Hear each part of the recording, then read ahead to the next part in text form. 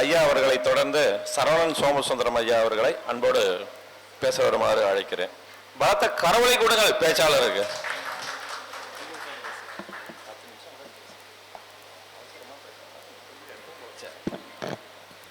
ஓம் காலகால ஈஸ்வராய நமக. பிரபஞ்ச சக்திக்கு நன்றிகள். 3ஆம் ஆண்டு குரு பயிற்சி யாகம் நம்மளுடைய நண்பர் ராகுவால்க ரமேஷ் அவர்கள் நடத்திட்டு இருக்காரு. முதல்ல அவருக்கு ஒரு நன்றிகளையும் வாழ்த்துக்களையும் நம்ம சொல்லிக்கிறது நம்மளுடைய கடமை. ஸோ உங்களுடைய கரகோஷங்களுடன் அவருக்கு மீண்டும் ஒரு முறை வாழ்த்துக்கள். இந்த உப்மாக்கின்ற மாதிரின்னு சொல்லுவாங்க இல்லையா, அந்த மாதிரி நான் ஐயா வந்து பார்த்தீங்கன்னா எப்போ வருஷம் கூப்பிட்டுருவாரு. இந்த வருஷம் வந்து நான் திருச்செங்கோடு வரும்பொழுது அப்படியே நான் வந்து தங்கப்பாண்டியன் ஐயா, எங்களுடைய குருநாதர் தங்கப்பாண்டியன் ஐயா கூட வந்து அப்படியே ஒட்டிக்கிட்டு வந்துட்டேன்.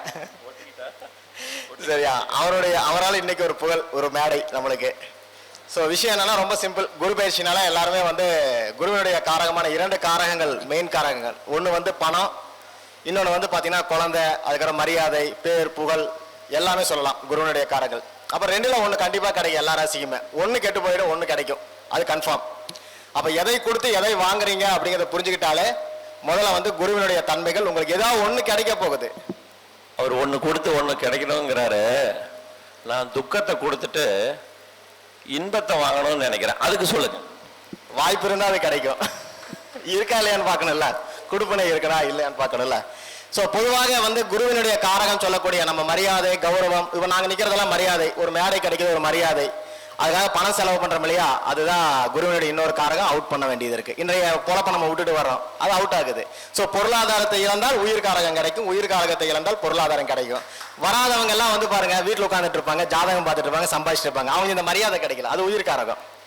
வந்தவங்களுக்கு எல்லாம் பொருளாதார காரகம் விட்டு, ஆனால் உயிர் காரகம் கிடைச்சிரும். ஸோ கிரகத்துக்கு எப்பவுமே 2 ஆதிபத்தியங்கள், அதே போல 2 முகங்கள் இருக்கும்.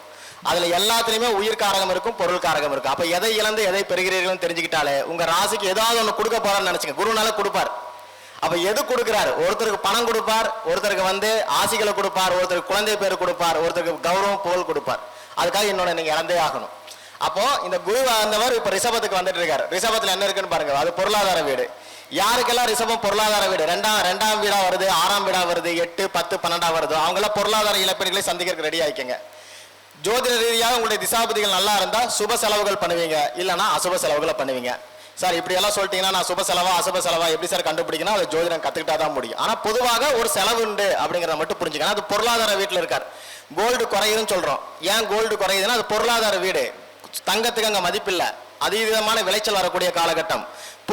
புதுசா வந்து ஒரு சுரங்கத்தை கண்டுபிடிச்சோம்பா, ஒரு நாட்டுல போர் வந்துருச்சுன்னு சொல்லிட்டு தங்கத்தை பூரா விற்க ஆரம்பிச்சிருவான். விற்கிறப்ப எவனோ ஒருத்த வாங்கணும் இல்லையா, அவன் காசு கம்மியா வாங்குவான். ஏற்கனவே இந்தியா கிட்ட பேசிட்டு இருக்கான்னு ஒரு யுக்ரைன் போர் விவகாரமாக பேசிக்கிட்டு இருக்காங்க. ஏறக்குறைய ஒரு 1000 டன் 1500 டன் விற்க போறாங்க. அது இந்தியா வந்து பேசிட்டு இருக்கு.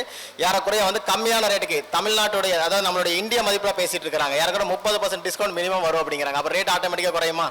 இது எல்லா கண்ட்ரியும் இது ஒவ்வொரு முறையும் நடக்கும். அப்போ இந்த முறை கோல்டு குறைய போகுதுன்னு சொல்றோம். அப்ப தங்கத்துக்கே அங்க மதிப்பில்லை. அப்ப தங்கத்தை வாங்கக்கூடிய அமைப்பு இங்க ஏற்படும்.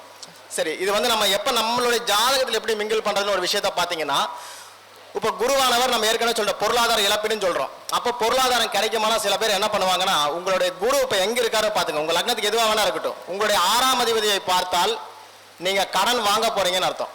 குருன்னா விருத்தின்னு அர்த்தம். குரு எந்த பாவத்தை பார்க்கிறாரோ, எந்த அதிபதியை பார்க்கிறாரோ அந்த இடம் விருத்தி ஆகும். அப்போ அந்த விருத்தி ஆகக்கூடிய பாவம், ஒரு லோனுக்காக எதிர்பார்த்துட்டு இருக்கீங்க அப்படின்னா கண்டிப்பா லோன் கிடைக்கும். தைரியமா சொல்லிடலாம், ஜோதிடமே தெரிய வேண்டாம். பாத்தீங்கன்னா பாதி இது நம்ம சொல்லிடலாம். அப்ப 6ஆம் அதிபதி யாருடைய ஜாதகத்துல பார்க்கப்படுகிறதோ அவர்களுக்கு எல்லாம் லோன் கிடைக்கும். கையில காசு வச்சுக்க லோன் கொடுப்பான், அவ்வளவுதான் வித்தியாசம். வாங்குறவனுக்கு கொடுக்கறவனுக்கு அந்த 6ஆம் ஆதிபத்தியம் வேலை செய்யணும். சரிங்களா? அப்போ 6ஆம் இடம் என்பது உங்களுடைய பொருளாதார ரீதியாக நல்லா இருக்கு, திசாபுதி நல்லா இருக்குன்னா நீங்க லோன் கொடுக்க போறீங்கன்னு அர்த்தம். சரியில்லை நான் வாங்க போறீங்கன்னு அர்த்தம். ஆக மொத்தம் லோன் அப்படிங்கிற ஒரு விஷயம் உங்க லைஃப்ல நடக்கும். 8ஆம் இடத்தை பாக்குறாருன்னு வச்சுக்கோங்களேன். அப்ப குரு பார்த்தா விருத்தியா, அப்ப புதுசா ஒருத்தருக்கு கேஸ் வரப்போகுதுன்னு அர்த்தம். என்ன சார் குரு திசையில போய் கேஸ் எல்லாம் வருமானு கேட்டா வரும். எந்த கிரகம் அங்க இருக்கிறதோ அதை சார்ந்த பிரச்சனைகளை நீங்க சந்திச்சே ஆகணும். இப்ப விருச்சிகத்தை பார்த்துட்டு இருக்காரா, அது ஏற்கனவே ஐயா சொல்லுவார், போலீஸ்காரர் வீடும்பாரு, அது தேவையில்ல வழக்கு வீடும்பாங்க. அப்ப அந்த வழக்கு சம்பந்தப்பட்ட விஷயங்கள் சந்திச்சே ஆகணும். அது போலீஸ் ஸ்டேஷன் போகுதா நீதிமன்றம் போகுதான்னு பாத்துக்கணும். சனி இருக்காருன்னு வச்சுக்கோங்களேன், கண்டிப்பா ஒரு வழக்கு சந்திச்சே ஆகணும். புதன் இருக்காருன்னா ஒரு பினான்சியல் வழக்குகள் பார்த்துருக்கணும். உங்களுடைய குடும்ப ரீதியாக உங்க ஜாதக ரீதியாக 2ஆம் அதிபதி இருக்காருன்னா ஒரு வழக்கு வந்தே தீரும். அப்ப அது என்ன வழக்கு? பினான்சியல் வழக்கா, குடும்ப வழக்கா? நீங்க பாத்துங்க. உயிர் காரகமாக வேலை செய்தால் அது வந்து குடும்ப வழக்கு. கல்யாணம் ஆச்சுங்கய்யா, பிரச்சனை ஆயிடுச்சு, மனைவி டைவர்ஸ் கேட்கறாங்க, ஹஸ்பண்ட் டைவர்ஸ் கேட்கறான்னு போய் நின்றுட்டு இருப்பாங்க. அதுவே அது பொருளாதாரமாக கன்வெர்ட் ஆயிருந்ததுன்னா அந்த கிரகம் பொருளாதார வழக்கு. நான் காசு கொடுத்தா ஒருத்தன் கொடுக்கல, நான் வாங்கினது கட்ட முடியல, என் மேல ஒருத்தன் கேஸ் போட்டான்னு சொல்லக்கூடிய இடம். அப்ப அதை பார்க்கக்கூடிய இடமும் ஆதிபத்தியமும் விருத்தி அடையுதுன்னு அர்த்தம். அப்ப ஒண்ணு கொடுத்துட்டு உனக்கு எடுத்துருவார். 10ஆம் பாவத்தை பார்க்கறான்னு வச்சுக்கோங்களேன், தொழில் மாற்றம் உண்டு. சில பேருக்கு வேலையே கிடைக்காதவனுக்கு வேலை கிடைச்சிடும். வேலை கிடைச்சி ஒருத்த உட்காந்துருக்கான் பார்த்தீங்களா, அவனுக்கு வேலை மாற்றம் வரும், இல்லைன்னா வேலை இழப்பு வரும். இப்போ வேலை இழப்புனா பயந்துருவீங்க.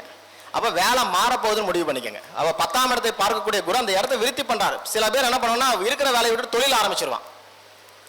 திசை நல்லா இருந்தால் அது லாபமாக முடியும், திசை நல்லா இல்லைன்னா நஷ்டமாக முடியும். பூர்வீக சொத்து வேணும்னு ஒருத்தன் கேட்கறான்.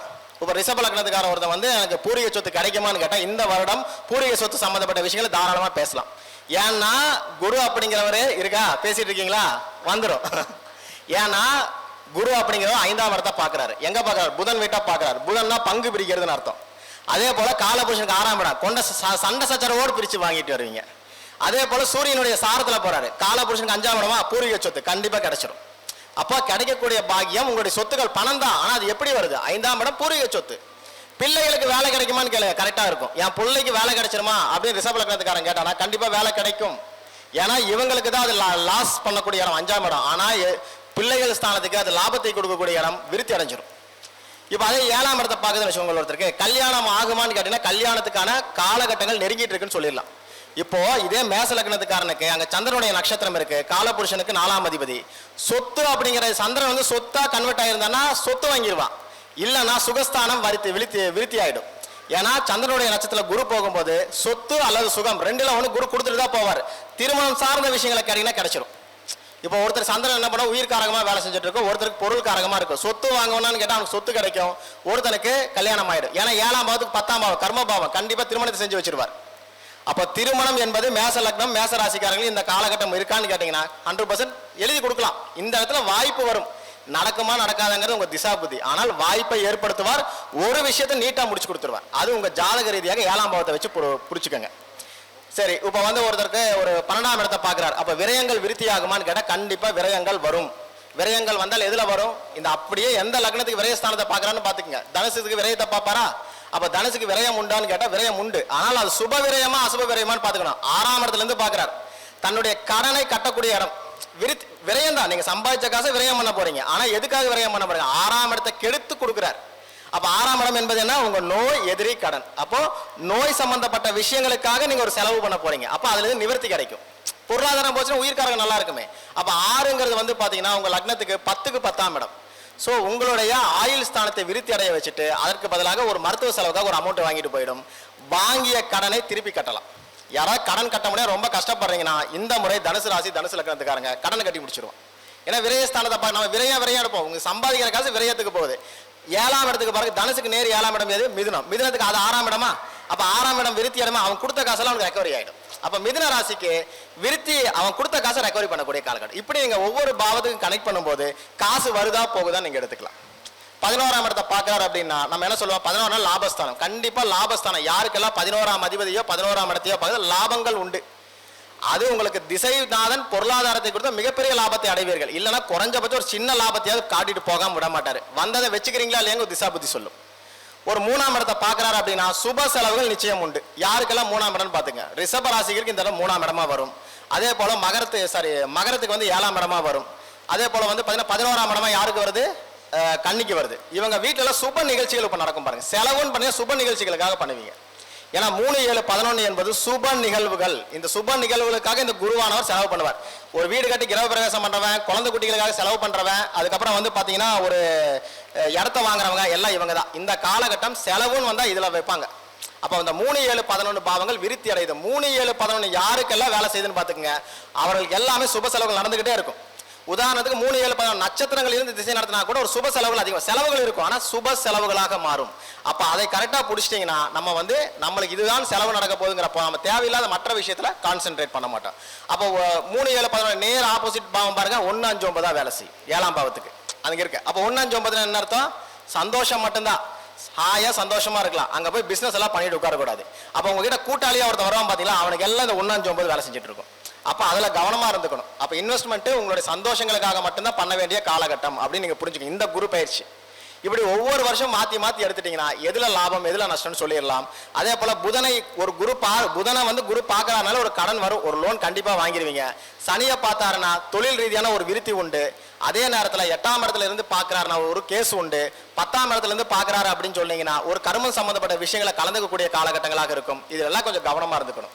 இதை புரிஞ்சுக்கிட்டாலே நம்மளுடைய பாவங்கள் ஆக்டிவேட் ஆகுதுன்னு புரிஞ்சுக்கணும். அதாவது விருத்தி அப்படின்னு நம்ம என்ன நினைக்கிறோம், விருத்தினா நல்லதுன்னு நினைக்கிறோம். எந்த பாவத்தை பார்க்கிறதோ அந்த பாவம் விருத்தி அடையும். அப்போ அந்த பாவ ரீதியாக லாப நஷ்டங்களை பார்த்துக்கணும். 6ஆம் இடத்தை பார்த்து தான் நல்லதுன்னு எடுத்துடக்கூடாது. அதான் திரும்ப திரும்ப சொல்கிறேன். ஸோ அந்த கடன் என்பது ஒரு லோனுங்கிறது வந்துடும். ஆனால் அதை எதுக்காக வாங்குறங்கிறத நீங்கள் டிசைட் பண்ணிக்கோங்க. ஸோ வாய்ப்பு கொடுத்த அத்தனை நல்ல உள்ளங்களுக்கும் நன்றி கூறி விடைபெறுகிறேன். நன்றி, வணக்கம், வாழ்க வளமுடன். என்னுடைய ஃபோன் நம்பர் வந்து பார்த்தீங்கன்னா 7806987997.